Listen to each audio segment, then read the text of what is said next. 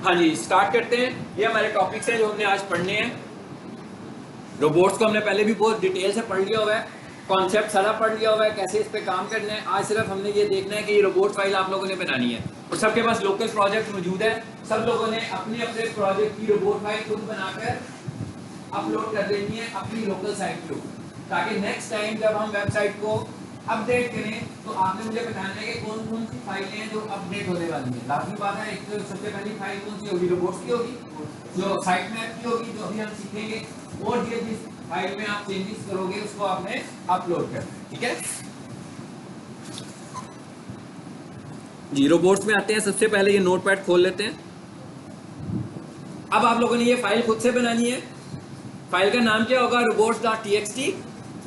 Small letters में यानी कि लोअर एबीसी के अंदर आपने इस फाइल का नाम रखना है robots.txt। ना तो पहला कैरेक्टर कैपिटल करना है, सारे के सारे छोटी एबीसी में लिखने हैं, ठीक है। और इसको हमने सेव कहाँ पे करना है, जहां पर आपका प्रोजेक्ट पड़ा होगा आपने वहां पे सेव करना है। जहां पर आपका प्रोजेक्ट आपकी सब डोमेन के अंदर पड़ा होगा वहीं पर आपने इस रोबोट्स की फाइल को भी ऐड कर देना है, ठीक है। अभी आपने लोकल कर देना, फिर जब 7 डेज के बाद हम इसको अपडेट करेंगे तो सारा आपका ऑनलाइन आ जाएगा, ठीक है। हाँ नहीं, वैसे ही सिंपल उसी में जो फोल्डर है ना उसी के अंदर पेस्ट कर दो बस, ठीक है जी। सबसे पहले क्या लिख रहे हैं हमने, यूजर एजेंट। सबको पता है ना यूजर एजेंट क्या होते हैं, क्या होते हैं यूजर एजेंट्स, बॉट्स होते हैं। स्टैटिक लिखने का क्या मतलब है, नहीं सर्च इंजन नहीं होते, सर्च इंजन के बोट्स होते हैं, ठीक है। अच्छा, स्टैटिक लिखने का क्या मतलब है, ऑल, यानी कि जितनी तरह की बोट्स हैं सारे बोट्स को हम इंस्ट्रक्शन दे रहे हैं कि भाई क्रॉल करो हमारे पेज को, हमारी वेबसाइट को। अच्छा, उसके बाद आगे अगली लाइन को जरा स्क्रीन पर देखें, डिस अलाउ कॉलन। ये मैंने सिंटेक्स लिखा हुआ है, ठीक है, कोई एग्जांपल नहीं लिखी हुई कि करना क्या है। Disallow colon slash folder name. इसका क्या मतलब होगा कि भाई अगर आप चाहते हैं कि कुछ फोल्डर्स को आप डिसअलाउ करना चाह रहे हैं, अगर हम लोग कुछ फोल्डर्स को चाहते हैं, अगर आपको लगता है, मिसाल के तौर पर आपने क्या किया हुआ है, वीडियो को इसमें रख दिया, ठीक है, अपने सर्वर पे अगर रख दिया वीडियो, और आपको लगता है कि इसका तो वेबसाइट से कोई ताल्लुक नहीं है, इसे क्रॉल होने की जरूरत नहीं है, ठीक है, तो आप उस फोल्डर को इधर से डिसअलाउ कर सकते हैं। अगर नहीं करना तो इस लाइन को मिटा दें, ठीक है। और यहाँ पर जो लिखा हुआ आ रहा है, मैंने फोल्डर नेम लिखा है, तो यहाँ पर फोल्डर नेम की जगह पर क्या आएगा, शाबाश, फोल्डर नेम की जगह फाइल नेम आ जाएगा। भाई फाइल नेम होगा तो फाइल नेम आएगा ना, फोल्डर नेम का तो मतलब है फोल्डर नेम आएगा, ठीक है। फोल्डर का नाम भी हम डिसअलाउ कर सकते हैं, फाइल को भी कर सकते हैं, लेकिन ये जो लाइन लिखी हुई है इस लाइन का क्या मतलब है, फोल्डर नेम। ये जो बात कर रहे हैं इसको हम यहाँ पे कर लेते हैं, यूं चलें, ठीक है। इसका क्या मतलब होगा कि अगर आप चाह रहे हैं कि डिसअलाउ करना है किसी फाइल को, अगर हम किसी फाइल को डिसअलाउ करना चाहते हैं तो वो इस लाइन में हम फाइल को डिसअलाउ कर सकते हैं, ठीक है। ये एक बिल्ट इन सिस्टम फोल्डर होता है। आपने नोट किया था ना कि जब भी मैं आपकी सब डोमेन बनाता था तो ये वाला फोल्डर खुद से ही आ जाता था बीच में, तो ये एक सिस्टम फोल्डर है, ठीक है। इसका आपके क्राउलिंग से कोई ताल्लुक नहीं बनता, ठीक है। सो इसको आपने डिसअलाउ कर देना है अगर आपको लग रहा है कि ये बना हुआ है, अदरवाइज वो इसको भी क्राउल किया करेगा हर दफा। यानी इसका मतलब ये हुआ, ये तो मैंने सिर्फ समझाने के लिए 2 लाइनें लिखी हैं आपको, और ये तीसरी लाइन है ये आपने लिखी है इसलिए कि आपके जितने भी फोल्डर्स बने थे सब में ये फोल्डर था, ठीक है। सो हमने इसको डिसअलाउ कर देना। उसके बाद क्या लिखा हमने, अलाउ, और उसके आगे कुछ मेंशन नहीं किया। इसका क्या मतलब हुआ, जिसको डिसअलाउ कर दिया इसको डिसअलाउ कर दो, बाकी सबको अलाउ कर दो, यानी कि जिसको हमने डिसअलाउ किया इसको डिसअलाउ कर दो और बाकी सबको नहीं, जो मर्जी स्ट्रक्चर लिखे, ठीक है। अच्छा, उसके बाद आगे क्या लिखा हुआ आ रहा है जी, साइट मैप। साइट मैप अभी तक हमने नहीं बनाया हुआ, ठीक है, अभी हम साइट मैप बना लेते हैं। Site map colon http colon slash, ये मैंने एग्जांपल पर किसी एक की सब डोमेन लिखी हुई है, ठीक है, पता नहीं किसकी है ये, दो लोगों की कैसे हो सकती है, नहीं आपका कुछ होगा आगे पीछे कुछ लगा होगा, ये लिखा, हाँ ये मैंने जस्ट एग्जांपल के लिए लिखा हुआ कि आपने इस तरीके से लिखनी है, ठीक है। मैं इस तरीके से आपकी वेबसाइट की सब डोमेन इसमें आ जाएगी, इसका मतलब क्या हुआ कि ये सारा कंटेंट है जो आप लोगों ने अपनी रोबोट फाइल में बनाना है। अब अगर किसी को कुछ समझ में नहीं आ रहा तो मुझसे पूछ सकता है, नहीं जरूरत।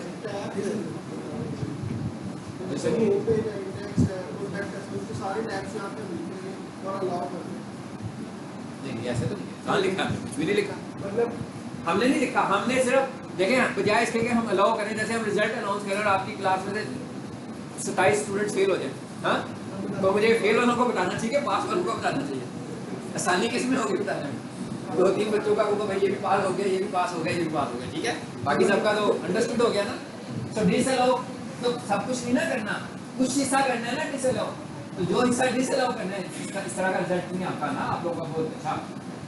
बहुत अच्छा कोर्स जा रहा है, मुझे अच्छा लग रहा है आप लोगों को पढ़ाते हुए, आप लोगों को बहुत अच्छी समझ आती है और बाकी आप लोग रिस्पॉन्स भी करते हैं, ठीक है। तो मैंने मिसाल दी आपको जी, ठीक हो गया, बन जाएगी रिपोर्ट फाइल।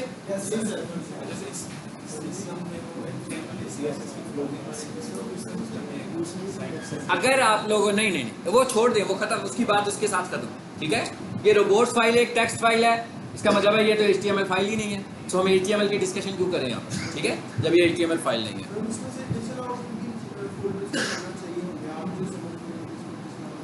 डिसअलाउ अभी मैंने आपको बताया ना किन को करना चाहिए, जिनको हम अलाउ नहीं करना चाहिए।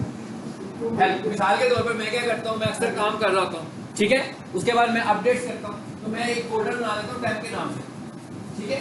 उसमें क्या होता है, उसमें ये होता है कि मैं जिन फाइलों को चेंज करता हूँ ना, तो उनकी एक पानी का अपनी स्टैम्प के फोल्डर में डाल दूँ, उसको मैं डिसअलाउ कर दूंगा। तो मैंने अपने लिए रख लिया ना कि अगर मुझे कल को कभी देखना हो कि मैंने इस फाइल में पिछले महीने जो चेंज की थी वो क्या थी, तो जो चीज आपको अलाउ नहीं करनी वो आपको डिसअलाउ कर देनी। जो आपकी वेबसाइट का हिस्सा नहीं है उसको आपने डिसअलाउ कर देना। लेकिन जरूरी नहीं है कि हम बहुत सारी ऐसी चीजों को भी डिसअलाउ करते हैं जो वेबसाइट का किसी ना किसी तौर पर हिस्सा होती हैं, लेकिन उन्हें हमें क्राउड कराने की जरूरत नहीं होती है।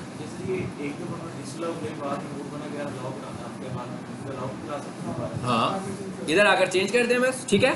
चलें जी, अब आ जाते हैं, ये तो फाइल बन जानी है आपकी रोबोट्स की फाइल, लेकिन इससे पहले आपने क्या करना है, साइट मैप जनरेट करना है, ठीक है। साइट मैप के लिए हमें क्या चाहिए, कुछ नहीं चाहिए, गूगल पर आ जाएं।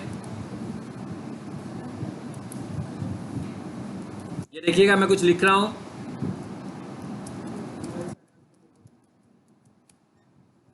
ठीक है। ऑनलाइन साइट मैप जनरेटर, ये एक फ्री टूल है हमारे पास जो हमारी वेबसाइट का साइट मैप हमको बनाकर दे देगा। मैंने अभी कीवर्ड ही लिखा है, कोई लिंक नहीं लिखा, तो बहुत सारी साइट्स आ जाएंगी, किस साइट से बनाना है, जिससे आपका दिल करे उससे बना लें, ठीक है, कोई इशू नहीं है।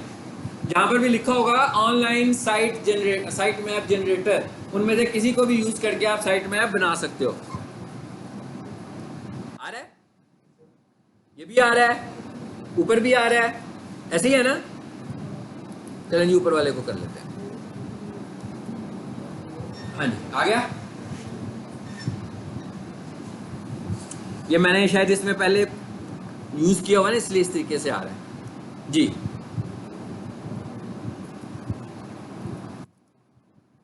यहां पर मैं वेबसाइट लिख रहा हूं,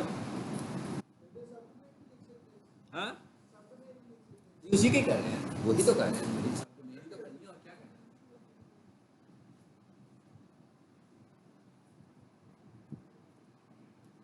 बेकिंग इक्विपमेंट, अब आप लोगों ने क्या करना है, ये जो लाइन मैं लिख रहा हूं,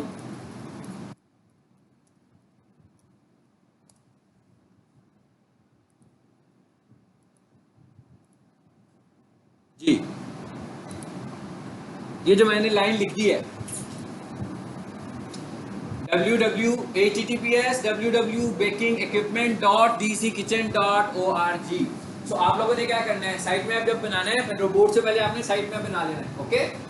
रोबोट की फाइल बनाने से पहले आपने साइट मैप बनाना है। साइट मैप कैसे बनाएंगे, हर किसी की अलग अलग डोमेन है, सबको पता है ना कौन सी सब डोमेन है आपकी, जिसकी जो सी भी सब डोमेन है उसने उसका नाम लिखना है, यहाँ पर लाकर अपनी अपनी सब डोमेन का नाम लिखना है और स्टार्ट का बटन प्रेस कर देना जी।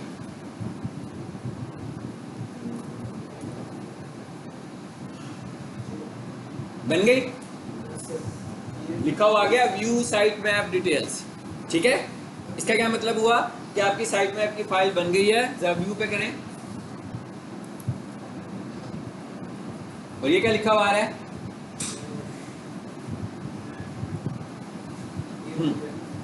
Download your XML site map, यानी कि वो बन गई है, अब आपने उसको डाउनलोड कर लेना है, आपके पास डाउनलोड हो जाएगी। ये काम हर किसी स्टूडेंट ने करना है अपनी सब डोमेन का साइट मैप बनाने के लिए, ठीक है।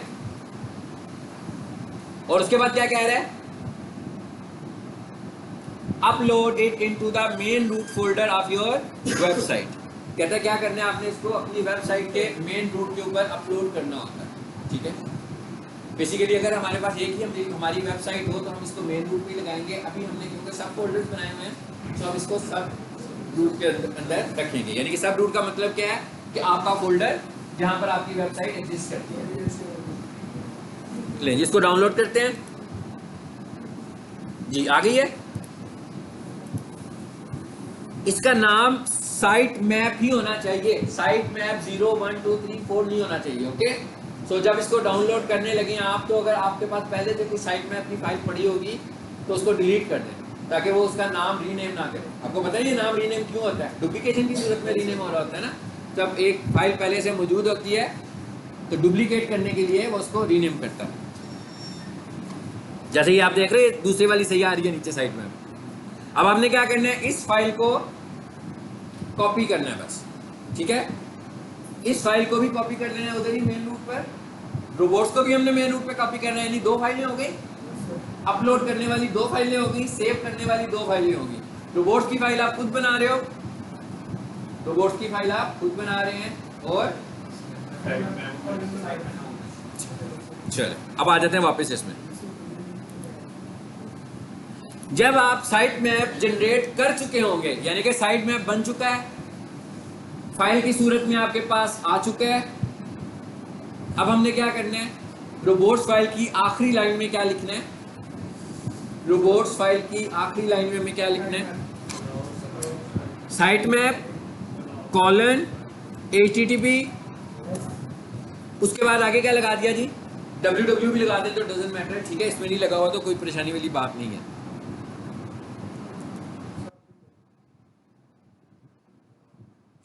आगे क्या लिखा है हमने, हमारी वेबसाइट का नाम लिख दिया, अपनी वेबसाइट का। हर किसी ने यहाँ पर अपनी अपनी वेबसाइट का नाम लिखना है, ठीक है। जैसे यहाँ पर लिखा हुआ है ना बेकिंग इक्विपमेंट, तो किसी का इंडस्ट्रियल किचन है तो बेकिंग इक्विपमेंट की बजाय क्या लिखेगा, इंडस्ट्रियल किचन। और अभी आप सब डोमेन्स पे काम कर रहे हैं, लेकिन अगर आप अपनी वेबसाइट पे काम कर रहे होंगे तो आपने यहाँ पर अपनी वेबसाइट का नाम लिखना है कि xyz.com, बस जो भी आपकी वेबसाइट है उसका नाम लिखना है, ठीक है। अभी तो हम क्योंकि सब डोमेन्स पे काम कर रहे हैं तो इसलिए हमें उसका नाम लिखना पड़ रहा है।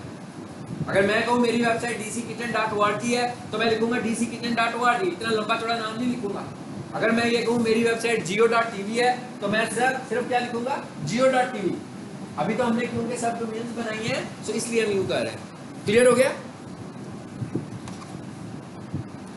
यानी एक टास्क ये साइट में अब आप लोगों ने जनरेट करने ऑनलाइन और उस फाइल को अपने फोल्डर में रख लेना है। उसके बाद आपने रोबोट की फाइल बनानी है और रोबोट्स की फाइल को भी आपने अपने फोल्डर में रख लेना है। चलें जी आगे चलते हैं जरा, अगला टॉपिक।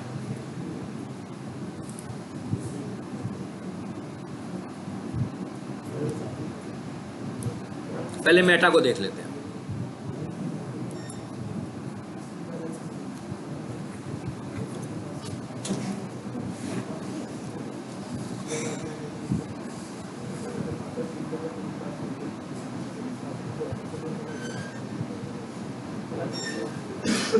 मैंने कहा अगर आप कुछ कहना चाह रहे हैं तो मैं बैठ जाता हूं, आप क्या लें यहाँ पे।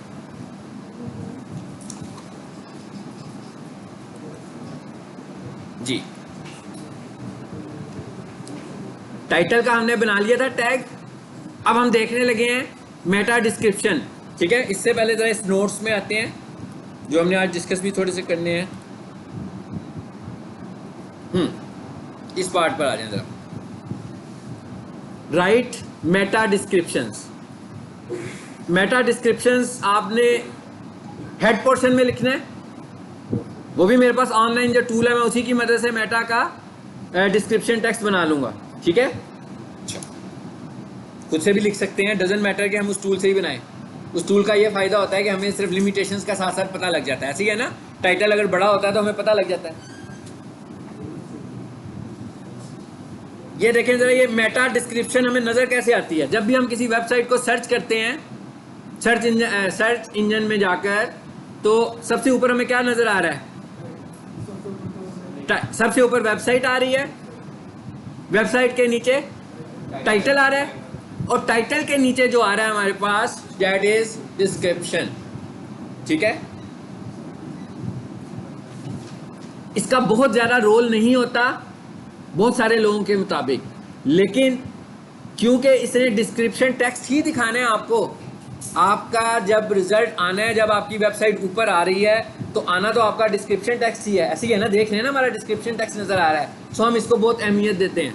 ठीक है, और हमें ये वाला टेक्स्ट जो है वो बहुत अच्छे तरीके से और ऑप्टिमाइज करके बनाना है कि छोटा सा हमने मैसेज देना है जिससे हमारी पूरी वेबसाइट के मुतालिक थीम पता लगता हो, तभी किसी को समझ में आएगी ना हमारी वेबसाइट क्या काम कर रही है। अब यार कर लेंगे इधर, मुझे गर्ल्स वाली साइड नजर नहीं आ रही, बस अब ठीक जी। कितना बड़ा होना चाहिए? 140 से 160 कैरेक्टर्स तक हम लोगों ने ये लिखना है। लेकिन अगर हम इस टूल में आ जाते हैं,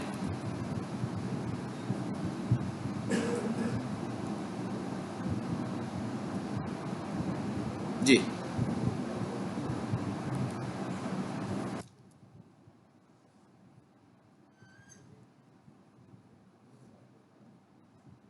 यहां पर मैं कुछ लिख रहा हूं, अब आप लोगों ने मुझे बताना है कि मुझे कितना बड़ा टेक्स्ट लिखना है।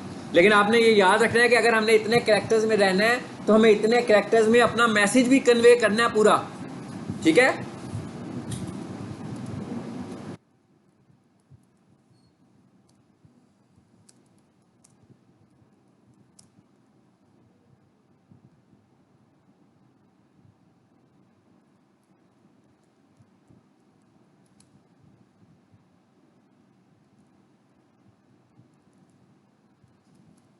आप देख रहे हैं लिमिट से क्रॉस तो नहीं हुआ अभी? हाँ जी, अभी बहुत छोटा है। ठीक है, यहां पर मैं लिख रहा हूं लाहौर, लिखा जी मैंने, peak solutions is the best institution in Lahore for digital marketing courses. हो गया? एक्सेप्टेबल लेंथ हो चुकी है।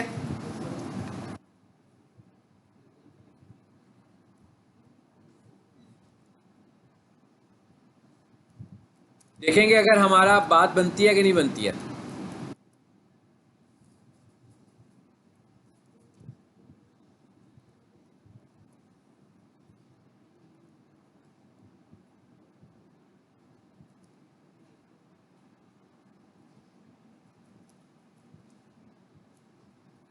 अभी तक एक्सेप्टेबल में चल रहे हैं हम लोग।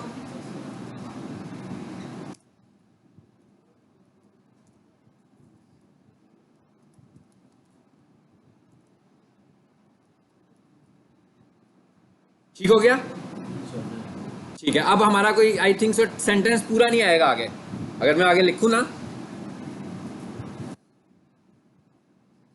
क्या रह गया इसमें? गूगल एड्स को भी मैंने कवर कर लिया, एसईओ को भी कवर कर लिया, और वीडियो मार्केटिंग को भी हमने। जी,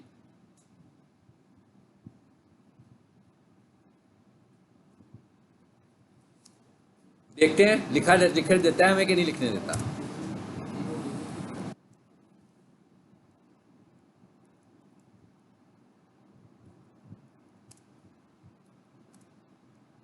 जी, रोक लिया उसने। कैसे पता लगा रोके? इसलिए हम इस टूल में आकर लिख रहे थे। मैं क्या, इस टूल, ऐसे तो हम चाहते तो टेक्स्ट में भी टाइप कर सकते थे ना। टेक्स्ट में टाइप करते तो जो 160 कैरेक्टर्स का इशू था, स्टूडेंट नॉट फेयर, अगर हम टेक्स्ट में लिख रहे होते खुद से नोटपैड में जाके ये टाइप करते तो हमें कहीं पर लिमिटेशन नजर नहीं आनी थी, क्योंकि उसने दो चीजें चेक करनी है, लेंथ ऑफ कैरेक्टर्स और पिक्सेल्स। तो टाइपिंग में आप पिक्सेल्स तो नहीं चेक कर सकते, उसके लिए तो हमें किसी टूल की जरूरत पड़नी थी। सो हम इसी टूल में ही लिख लेते हैं। तो टेक्स्ट को भी वो चेक कर रहा है साथ ही, और साथ में वो पिक्सेल्स को भी चेक कर रहा है, ठीक है। सो फिलहाल हम इसको इतना ही रहने देते हैं। हाँ, हम ये कर सकते हैं कि हम इस तरह के बहुत सारे सेंटेंसेस बनाएं, खुद से इतने लेंथ में सेंटेंसेस बनाकर देखें जिसमें हम इससे भी ज़्यादा मैसेज दे सकते हो, ठीक है। सपोज कर लिया जी हमने, ये हमारे पास आ गया,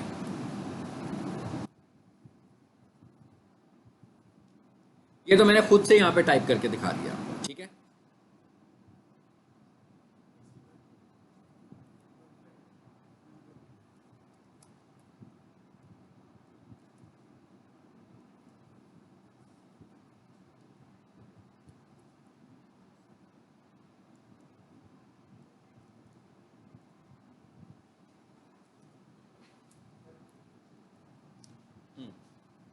हाँ जी, यहाँ पे मैंने एक वेबसाइट लिखी है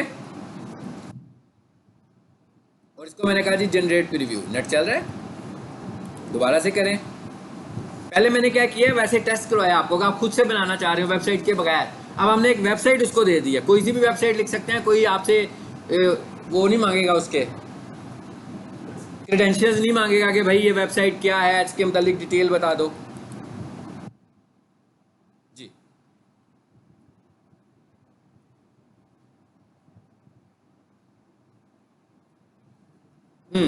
काफी लंबी लिखी हुई है डिस्क्रिप्शन। अब जो लंबी डिस्क्रिप्शन है उसे क्या करेगा, लंबी डिस्क्रिप्शन अगर हम लिखेंगे तो वो क्या करेगा, पहले वाला जो हिस्सा होगा उनको ही वो शो भी करेगा, उन्हीं को ही वो दिखाएगा और उसी को ही वो क्रॉल करेगा, ठीक है। तो हमें कोशिश करनी चाहिए कि हम इस तरह ऑप्टिमाइज करके अपनी साइट्स की डिस्क्रिप्शन को लिखाएं। अब जरा देखते हैं कि ये कैसे लिखनी है।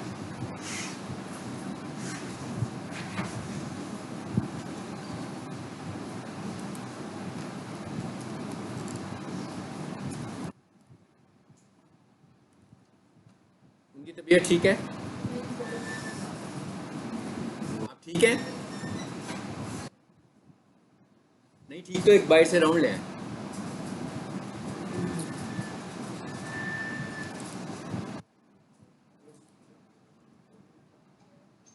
जी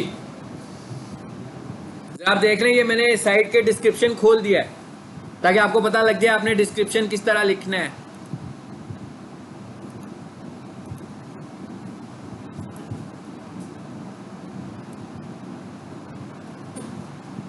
जी पता लग गया किस तरह लिखना है। मेटा, मेटा का टैग यूज करेंगे। उसके बाद अब ये क्या है, ये HTML में आ गए हम वापस, अब रोबोट से बाहर निकल आए हुए हैं। इस वक्त हम HTML फाइल के अंदर है, आपकी इंडेक्स फाइल में है। यानी अगर हम आपके प्रोजेक्ट की बात करें तो हम इस वक्त आपकी इंडेक्स फाइल के अंदर उसके हेड पोर्शन में है, टाइटल के नीचे। यहां पर हमने लिखा है जी meta name equals to description और कंटेंट इक्वल्स टू कंटेंट। यानी हमने कैसे लिखना है, meta name equals to description double quotation में, कंटेंट इक्वल्स टू जो कंटेंट अभी मैंने वहां लिखा है यहां लाकर पेस्ट कर दूंगा मैं। वहां से क्रॉस चेक हो चुका हुआ है ना कि वैलिड है हमारा, वहां से हमने उसे क्रॉस चेक कर लिया है कि वैलिड है और यहां लाकर इसको पेस्ट कर देंगे। डिस्क्रिप्शन लिखी गई। अगर किसी को कुछ कंफ्यूजन है तो मेरे से बात कर ले। हाँ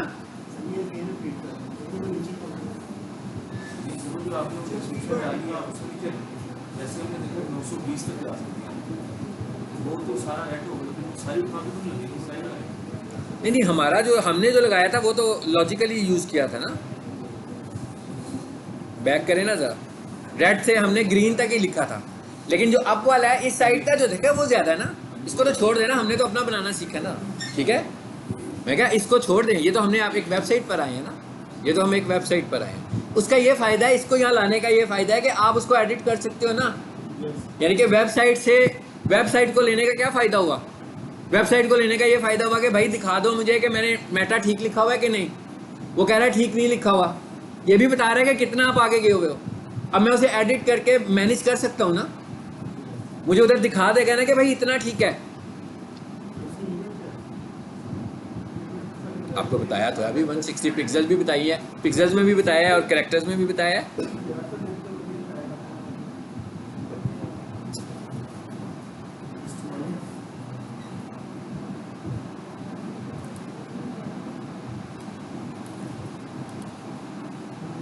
यहाँ पर काम कर रहे थे हम, इस पे टैब में कर रहे थे।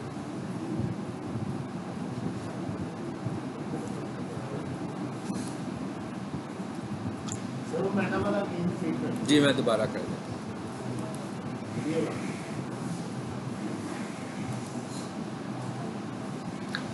जी ये देखें, ये लिखा हुआ है ना, ये कितने ज़्यादा पिक्सल्स में आ रहा है, यानी कि इसमें हमने इंफॉर्मेशन ज़्यादा दी हुई है, बहुत ज़्यादा दी हुई है। मिसाल के तौर पर मैं इस लाइन को निकालूं, कम हुए, अभी भी पूरा नहीं हुआ, देखते जाएं।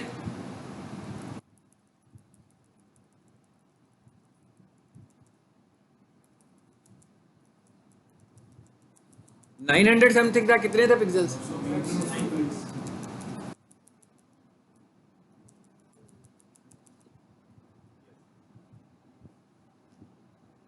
जी ठीक है। और ये पिक्सल्स क्या, टेक्स्ट के, मैंने आपको पहले भी बताया था कि पिक्सल्स का टेक्स्ट कैरेक्टर से कोई खास रिलेशन इसलिए नहीं बनता कि अभी हम स्मॉल लेटर्स में लिख रहे हैं तो पिक्सल्स छोटे हैं। अगर आपने कोई कैरेक्टर बीच में कोई एब्रीविएशन लिख दिया तो तीनों कैरेक्टर्स बड़े हो जाएंगे, उसके पिक्सल्स बढ़ जाएंगे, पिक्सल्स की तादाद बढ़ जाएगी, तो वो जल्दी क्लोज हो जाएंगे। ठीक है, सो इसको याद रखना है कि ये फिक्स नहीं होगा, ये डिपेंड कर रहे होंगे पिक्सल्स आपके कि आप केस कौन सा यूज़ कर रहे हो डिस्क्रिप्शन में, अपर केस में लिख रहे हो कि लोअर केस में लिख रहे हो। क्योंकि अगर मैं सारी की सारी डिस्क्रिप्शन अपर केस में लिखूंगा तो क्या होगा, कैरेक्टर ज़्यादा जगह ले लेंगे ना, ज़्यादा पिक्सल्स ले लेंगे। ठीक है, सो हमें आमतौर पर बड़ी एबीसी को इस्तेमाल नहीं करना यहाँ पे। ठीक है, हाँ जी क्लियर हो गया। आ जाए वापस ज़रा इसमें। हाँ जी, सबका बन जाएगा मेटा डिस्क्रिप्शन अपनी वेबसाइट से मुतल्लिक। अब आपका जो भी कंटेंट है उसकी आपने अच्छी सी डिस्क्रिप्शन, मेटा की डिस्क्रिप्शन की बात हो रही है इस वक्त सिर्फ, जैसे टाइटल अच्छा सा होना चाहिए आपकी वेबसाइट की मुनासबत से, कि अगर आपकी वेबसाइट को हम क्राउल कर दें तो वो as early as possible Google की लिस्टिंग में नज़र आनी शुरू होनी चाहिए, कीवर्ड्स का इस्तेमाल सही होना चाहिए। उसके बाद अब हम डिस्क्रिप्शन की बात कर रहे हैं तो हमने डिस्क्रिप्शन में भी अपना कीवर्ड ऐड करना है। आपने जो डिस्क्रिप्शन लिखनी है इसमें आपका कीवर्ड होना चाहिए। किसी के ज़हन में ये कंफ्यूजन तो नहीं है कि सिर्फ डिस्क्रिप्शन में अपना बिजनेस ही लिखना है, नहीं, यहाँ पर आपने अपने कीवर्ड्स का प्रॉपर इस्तेमाल करना है। लेकिन डिपेंड कर रहा हो, स्टफिंग ना हो रही हो, बार बार यूज़ करने की ज़रूरत नहीं है, और आपको ऑलरेडी पता लग गया कि स्पेस बड़ी कम है। नाम मतलब ऐसे भी नहीं हो सकता कि बस कीवर्ड को ऐसे जैसे बंदा वजीफा कर रहा है तो उस तरह तो कीवर्ड का नाम नहीं ले सकता ना, उसके लिए पूरा एक सीन बनाना पड़ेगा आपको, मतलब एक सेंटेंस में पूरा सेंटेंस मेकिंग करनी पड़ेगी ना। उस सेंटेंस में आप कीवर्ड को ज़्यादा से ज़्यादा एक ही दफ़ा इस्तेमाल कर सकेंगे, ट्वाइस तो नहीं यूज़ कर सकते आप उसको। हाँ जी, चलो जी, अब आए इधर नीचे देखें, एक और चीज़ आ रही है, इसको भी देख लें। हाँ बस बस, आत्मविश्वास हिंदी का वर्ड है ना, ठीक है, वो आत्मविश्वास जी। आगे क्या लिखा हुआ है, नेम इक्वल्स टू कीवर्ड। आगे क्या लिखा हुआ है, नेम इक्वल्स टू कीवर्ड्स। ये वाला जो मेटा है ये बहुत पॉपुलर मेटा नहीं है। अच्छा, इसको हम अगर ये समझ रहे हो, जेहन में हमारे ये बात हो कि सर्च इंजन ये लिखने से हमें कोई फायदा पहुंचा सकता है, तो कोई खास फायदा नहीं पहुंचाता। ये शुरू में एक टाइम था जब हम ये दो मेटा इकट्ठे चलते थे, लेकिन बहुत ही अर्सा पहले ये जो था ना इसने काम करना छोड़ दिया। मतलब ये ना फायदा पहुंचा रहा है ना ही नुकसान पहुंचा रहा है, लेकिन लिखा इसलिए हुआ है कि चलो कोई बात नहीं, वेबसाइट में कीवर्ड लिखने की एक जगह मिल रही है। ओके, मतलब अभी रिसेंट डेज में मेटा कीवर्ड को नहीं लिखा जाता। ठीक है, अगर आप लिख देंगे तो आपकी एसईओ के ऊपर कोई नेगेटिव इफेक्ट नहीं होगा, लेकिन हम लिख इसलिए रहे हैं कि हमें पता लग रहा है कि भाई हमारे कीवर्ड्स कौन से हैं वेबसाइट से। ठीक है, यानी इसका कोई नेगेटिव इफेक्ट नहीं है, इवन कोई पॉजिटिव इफेक्ट भी आज की एसईओ में नहीं है। पहले ये डालता होता था पॉजिटिव इफेक्ट, अब रिसेंटली ये इफेक्ट नहीं डालता। सो अगर आप लिखना चाह रहे हो तो यहाँ पर सिर्फ कीवर्ड्स लिखे मेंशन किए जा सकते हैं। ठीक है, सिर्फ कीवर्ड्स, यहाँ पर कोई डिस्क्रिप्शन नहीं लिखनी है। जो मेटा डिस्क्रिप्शन का था वहां पर क्या है, वहां पर तो आपको स्टोरी बनानी है ना, वहां पर आपने स्टोरी बनाकर कीवर्ड को लिखना है। लेकिन जो मेटा कीवर्ड है यहाँ पर आपने सिर्फ कॉमा सेपरेटर के साथ कीवर्ड्स लिखने हैं बस। हाँ, कॉमे के साथ, मिसाल के तौर पर जैसे किसी का इंडस्ट्रियल किचन तो लिखेगा industrial kitchen comma industrial kitchen equipment. ठीक है ना, इसमें भी आप ये तो पहली बात है, ये तो है ही नहीं, लिमिटेशन ही नहीं है। इसमें आप लगा लो कीवर्ड अगर लिखना चाहते हो तो आप 30-40 लगा सकते हो, लेकिन ये ना कोई पॉजिटिव इफेक्ट दे रहा है ना कोई नेगेटिव इफेक्ट दे रहा है, ठीक है। मैं बता रहा हूँ कि ये नहीं दे रहा। हमें किसको फोकस करना है? टाइटल को। हमें टाइटल को फोकस करना है और हमें मेटा डिस्क्रिप्शन को फोकस करना है। फिलहाल अभी तक जो पढ़ा ये 2 चीज़ों को पढ़ा है हम लोगों ने, ठीक है। आगे जो जो चीज़ें आती जाएंगी उनके मैंने अलग लेसन तैयार किए, ठीक है, वो ताकि उस कॉन्टेक्स्ट में चीज़ों को सीखें, ठीक है। मेटा डिस्क्रिप्शन में भी जो कंटेंट लिखते हैं तो जो गूगल पे लोग सर्च करते हैं सेम उसी से रिलेटेड ऊपर आ रही है। देखिए जब गूगल में जो सर्च कर रहे हैं वो सबसे पहले उसको जाकर ढूंढता है टाइटल में। टाइटल में जब उसको मिल जाता है तो फिर उसकी मजीद डिटेल को वो डिस्क्रिप्शन में देता है, ठीक है। चलो जी आगे आ जाते हैं। क्या बोला? उसके बाद पेज की हेडिंग वगैरह चेक करते हैं। वो तीसरे नंबर पर फिर पेज पर जाएगा, ठीक है। यहाँ पर है ना, इस तस्वीर में देखें जरा, जो मैंने अभी आपको दिखाई हुई थी, ये देखें, ये है जो सबसे पहले आने आपके पास। जब भी आपने लिखना है ना इंडस्ट्रियल किचन इक्विपमेंट, तो ये जो ब्लॉक बना हुआ है इस सूरत में आपके पास इंफॉर्मेशन नजर आनी है। ऊपर क्या आ रहा है? यूआरएल, फिर क्या आ रहा है? टाइटल, और तीसरे नंबर पर क्या आ रहा है? डिस्क्रिप्शन। बस ये मेटा डिस्क्रिप्शन है। ये तीसरे नंबर पर जो चीज आ रही है ये मेटा डिस्क्रिप्शन है। यानी इसका मतलब क्या हुआ कि क्रॉल सबसे पहले इनको देख रहा है, इसके बाद उसने पेज के ऊपर जाना है। इसका मतलब क्या हुआ कि पेज के ऊपर उसने उस वक्त जाना है जब पेज को उसने दिखाना है। लिस्टिंग करने के लिए वो सिर्फ इन 3 चीजों को देख रहा है, ठीक है। टाइटल, आपका टाइटल जो है ये टाइटल है हमारा, लगाया हुआ है। सब लोगों ने वेबसाइट में टाइटल लगाए हुए हैं। यानी अब आपका अगला टास्क आपको अगर समझ नहीं आ रहा तो वो क्या है? पहला टास्क क्या है कि आप लोगों ने अपने कीवर्ड बेस्ड टाइटल्स और कीवर्ड बेस्ड डिस्क्रिप्शन बनानी है। कीवर्ड बेस्ड टाइटल्स और कीवर्ड बेस्ड डिस्क्रिप्शन बनानी है, रोबोट फाइल बनानी है, साइट मैप बनाना है, ठीक है। ये अभी तक जो हमने डिस्कस किया उसके नतीजे में हमारा ये काम है। आगे चलते हैं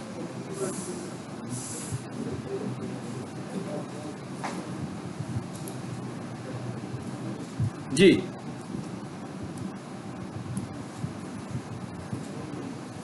कैनोनिकल टैग, ये कौन सा टैग होता है जिसको जरा डिस्कस करते हैं, ठीक है। इसका क्या काम है? बहुत काम का यही टैग है।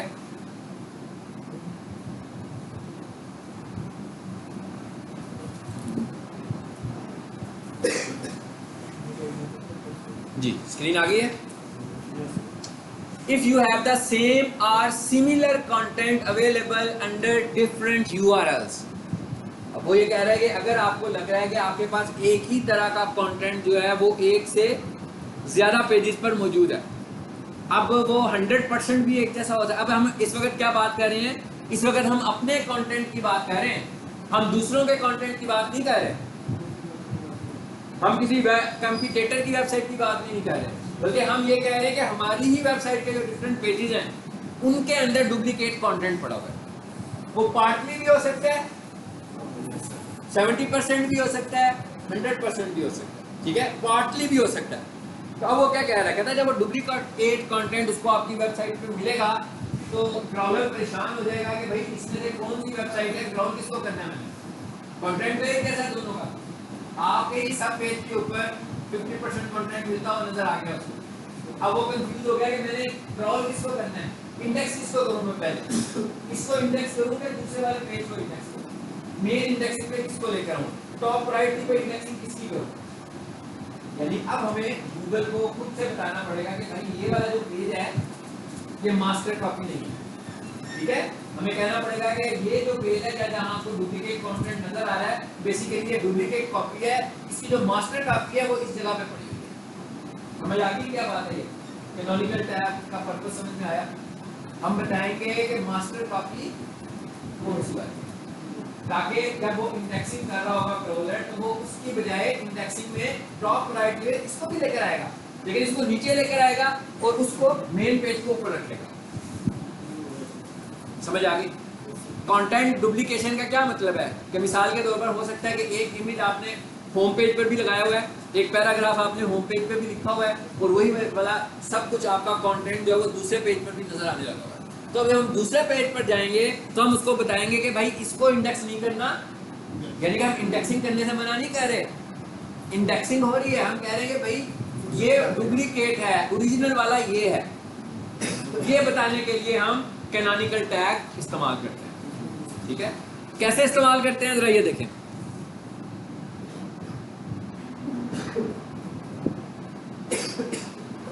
जी क्या लिखा हुआ आ रहा है जी? लिंक नजर आ रहा है कि थोड़ा सा और बड़ा कर दूं?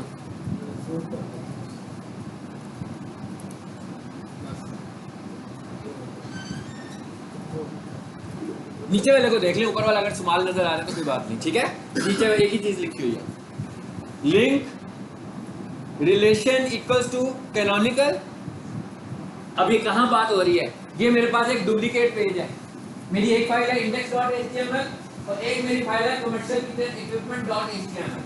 मैं ये कहता हूँ उसमें जो मेरी मास्टर फाइल है वो है इंडेक्स, जिसको मैं इंडेक्स करवाना चाहता हूँ वो है index.html, लेकिन मैंने commercial kitchen equipment.html पर भी कुछ हिस्सा उधर से डुप्लीकेट करके लिखा हुआ है।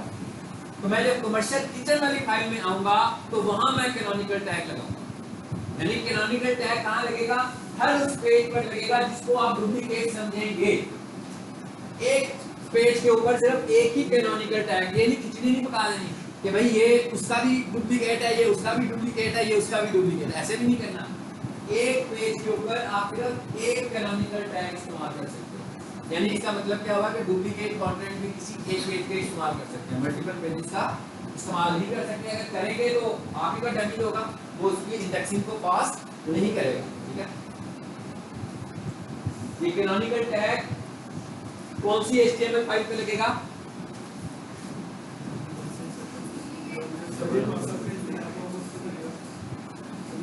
अब्दुल्ला उसको कौन सी HTML फाइल के अंदर कैनोनिकल टैग लगेगा? कौन सी HTML फाइल?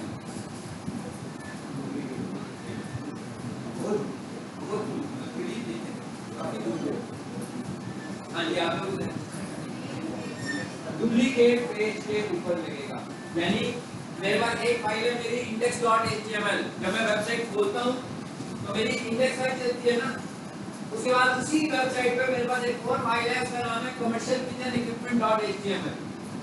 अब commercial kitchen.equipment.html के ऊपर डुप्लीकेट कंटेंट पड़ा हुआ है जो कि मेरी मेन इंडेक्स फाइल का है। दो फाइलें हो गई हैं, एक मास्टर कॉपी है, ठीक है, और एक सेकेंडरी कॉपी हमारी बनी हुई है। अब कैनोनिकल टैग लगाना चाहिए कि नहीं लगाना चाहिए? लगाना चाहिए। कौन सी फाइल पे लगाना चाहिए? मास्टर पे कि डुप्लीकेट पे? डुप्लीकेट। जिसे हम समझते हैं कि ये डुप्लीकेट है उसके ऊपर हम कैनोनिकल टैग लगाएंगे। जहां पर भी आपको फील हो जाए कि भाई इसके ऊपर कुछ डुप्लीकेट कंटेंट है, किसी उस पेज का जिसको कि आप बहुत स्पीड से इंडेक्स करवाना चाहते हैं, तो उसके ऊपर आपने कैनोनिकल टैग लगा लेना। किसी भी एक पेज के ऊपर सिर्फ एक वक्त में एक कैनोनिकल टैग लग सकता है। यानी ऐसे नहीं कर सकते हम कि भाई ये वाली जो फाइल है ये इंडेक्स का भी डुप्लीकेट है, तो ये एक और फाइल है उसका भी डुप्लीकेट है। मल्टीपल डुप्लीकेशंस रेफरेंसेस नहीं हो सकते, सिर्फ एक डुप्लीकेट रेफरेंस बताया जा सकता है। ठीक है, अब ये लिखना कैसे है, किस पोर्शन में लिखेंगे? अब ये मैं बेसिक बात बता रहा हूँ, अगर प्रैक्टिस करते हुए किसी ने मुझसे बेसिक बात पूछी ना तो इसका मतलब होगा कि वो क्लास अटेंड नहीं करता था। ठीक है ना, तो उसको फिर अपना थोड़ा सा मुहासबा करने की जरूरत है। बेसिक बात की बात करें, क्योंकि मैं एक एक पॉइंट अलग-अलग बेसिक बता रहा हूँ। ये कैनोनिकल टैग किस हिस्से में लिखा जाएगा? एड पोर्शन में लिखा जाएगा, डुप्लीकेट फाइल में लिखा जाएगा, यानी कि डुप्लीकेट कंटेंट वाले पेज पे लिखा जाएगा, हेड पोर्शन में लिखा जाएगा, और किस तरह लिखा जाएगा? हाँ जी, link relation equals to canonical href, आगे फाइल का नाम भी आएगा। ठीक है, सिर्फ वेबसाइट का नाम नहीं बल्कि index.html वाली फाइल मास्टर कॉपी है तो उसका नाम लिखना है। यानी यहाँ पर उस फाइल का नाम आएगा जिसको आप मास्टर कॉपी कह रहे हैं, जिसको आप कह रहे हैं कि भाई ये ओरिजिनल फाइल है। ठीक है, उस फाइल का नाम आएगा। ये एक और सिंटेक्स लिखा हुआ है, कि अगर हम यूँ समझेंगे या इसको शॉर्ट करके लिख लेते हैं, ठीक है, सो ये रॉन्ग है, पूरे का पूरा सही लिखना है हम लोगों ने। आने वाले लेक्चर में हमारा एक और टॉपिक भी आएगा, HTTP एंड HTTPS, इन दोनों में क्या फ़र्क है, ठीक है, ये भी हम देखेंगे, बाद के लेक्चर में देखेंगे। जी बताएं।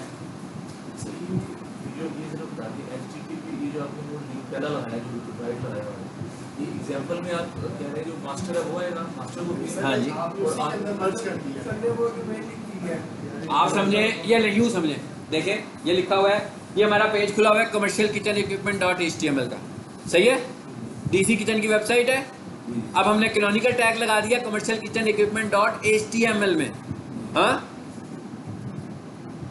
यहाँ पर क्या लिखेंगे हम, link relation canonical href dckitchen.org/index.html, समझ आया? यानी कि यहाँ पे किसका रेफरेंस आएगा, बताना है आपने भाई मास्टर कॉपी कौन सी है, बस ये बताना है। अगर आपको लगता हो कि एक और पेज है बेकरी इक्विपमेंट, उसका भी कुछ हिस्सा जो है वो आपका उधर से डुप्लीकेट होकर आ रहा है, तो फिर आप क्या करोगे, नहीं इसको खत्म कर देगा, अब हम दूसरी फाइल खोलें बेकरी इक्विपमेंट उसमें भी लगा सकते हैं। हर एक पेज पर एक दफा आएगा, मुख्तलिफ पेजेस के ऊपर ज्यादा दफा डुप्लीकेट कंटेंट हो सकता है।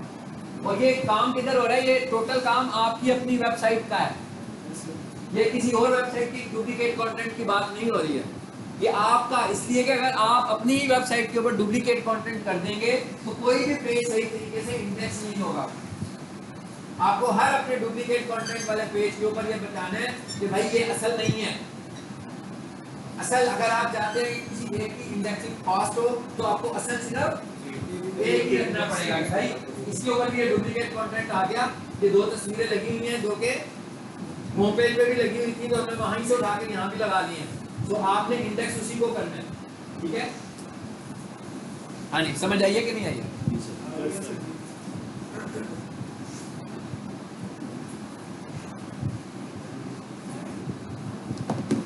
जी,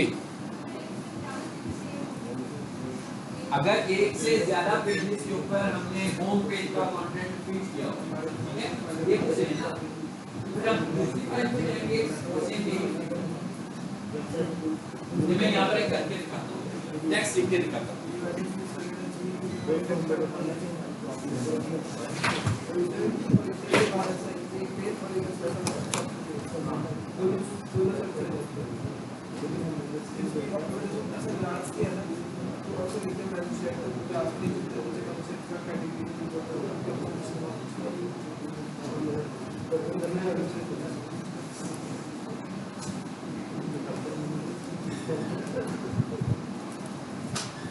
हाँ जी, जरा स्क्रीन पर देखना है आप लोगों ने।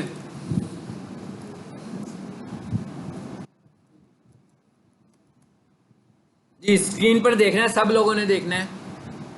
ये हमारी मेन वेबसाइट है, ठीक है, इसके अंदर एक ये फाइल है, एक ये वाली फाइल है,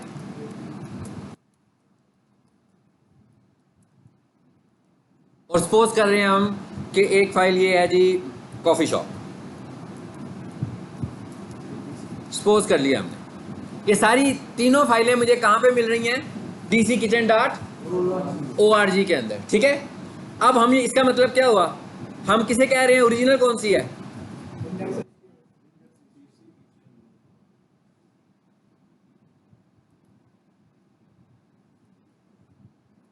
ओरिजिनल कौन सी है, index.html, मास्टर कॉपी तो index.html है ना हमारी। अब हम कैनोनिकल टैग लगाना चाह रहे हैं, हम ये कह रहे हैं कि भाई बेकरी इक्विपमेंट.html जो है, इधर से इस साइड, इस पेज के ऊपर भी हमने कुछ कंटेंट डुप्लीकेट किया हुआ है। कहां से किया हुआ है, इंडेक्स से किया हुआ है। उसके बाद हमने क्या कहा, coffeeshop.html, आप क्या कह रहे हैं, नोट कह रहे हैं, coffeeshop.html, इसके ऊपर भी हमने क्या किया हुआ है, कुछ कंटेंट डुप्लीकेट किया हुआ है। दो फाइलों पर हमने डुप्लीकेशन कर ली। अब हम ये चाह रहे हैं कि भाई इन दोनों में कैनोनिकल लगना चाहिए, लगना चाहिए ना। सो हम ये कह रहे हैं, इस वक्त हम आ गए हैं बेकरी इक्विपमेंट पर, ठीक है। बेकरी इक्विपमेंट के कौन से हिस्से पे जाएंगे, हेड पोर्शन में आ गए। यहाँ आकर हमने क्या लिखा, link relation equals to semicolon नहीं, डबल कोट्स कहते हैं।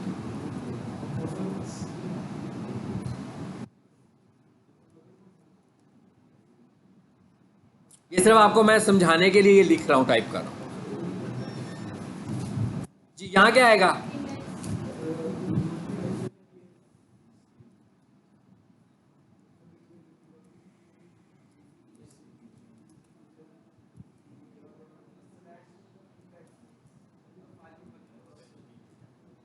हाँ जी, समझ आ गई बात की। इसी तरह अब इस तरह की अगर 4 फाइलें और भी हैं आपके पास, सो सेम यही वाला आप कॉपी कर लें उसके ऊपर भी। क्या ख्याल है? नया लिखने की जरूरत तो नहीं है।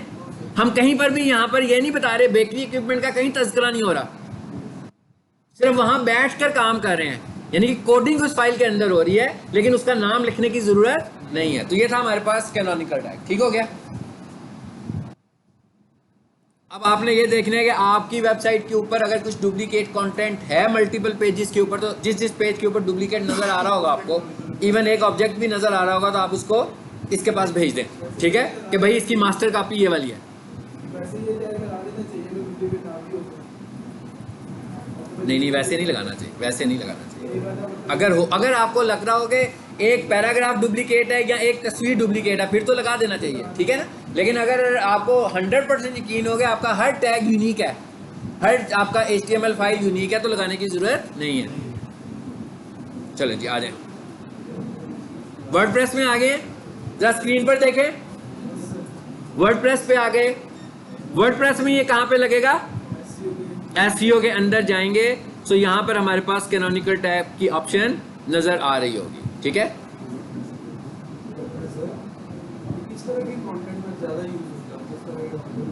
किसी भी कंटेंट में यूज। देखिए आपका वेबसाइट है, डुप्लीकेट कंटेंट तो हो सकता है ना आपका अपनी वेबसाइट पर, यानी आप एक ही मैसेज जो है वो अपने मुख्तलिफ टैब्स में दे सकते हैं। मतलब एक आपका अबाउट अस का टैग है, ठीक है ना, हो सकता है मैंने उसमें अपनी तस्वीर लगा दी है और मेरी होम पेज पर भी मेरी ही तस्वीर नज़र आ रही है। एक मेरा वीडियो गैलरी है जिसमें सिर्फ वीडियोज़ आ रही हैं, और जो मेरा होम पेज है उस पर भी एक वीडियो उनमें से आ रही है। तो इसका मतलब क्या हुआ कि जो अदर पेजेज हैं उन सब पर मैं कैनोनिकल टैग लगाऊंगा। ठीक है, चलें जा रहे हैं वापस।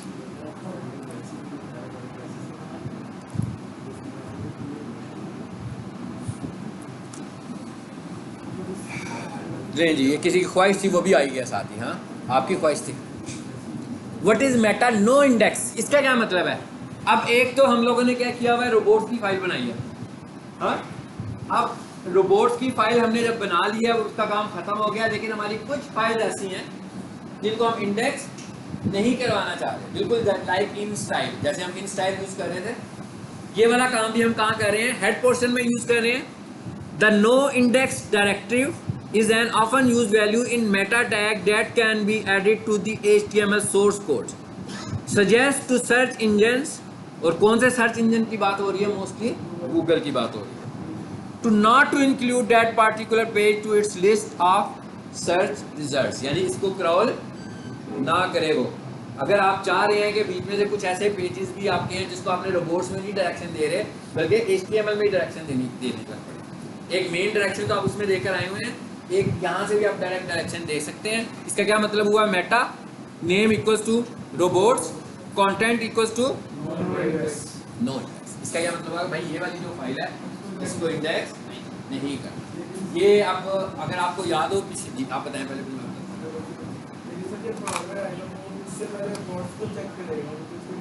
नहीं तो बोर्ड्स को चेक करने के बाद हेड भी तो चेक होता है ना जी, हेड बिल्कुल आएगा, तो काम तो नहीं करेगा ना। आपको याद होगा कि मैंने आपसे कहा था कि एक नंबर की जो फाइलें जो होती हैं वो लिंक्स वाली जो फाइलें होती हैं वो भी तो इंडेक्स हो रही होती है, ठीक है। अब उधर से तो उसने इंडेक्स होना शुरू कर दिया, लेकिन जब इस फाइल पे आएगा तो यहाँ से इंडेक्सिंग को वो रोक देगा, यानी जिस फाइल को आप फोर्सफुली रुकवाना चाहते हैं। वैसे मैंने आपको ये भी बताया था कि जिस पे आप लिंक्स बनाते हो वो हम बेसिकली इंडेक्सिंग के लिए लिंक्स बना रहे थे, ठीक है ना जी। ठीक हो गया? कुछ और पूछना तो नहीं रहेगा इसके अंदर?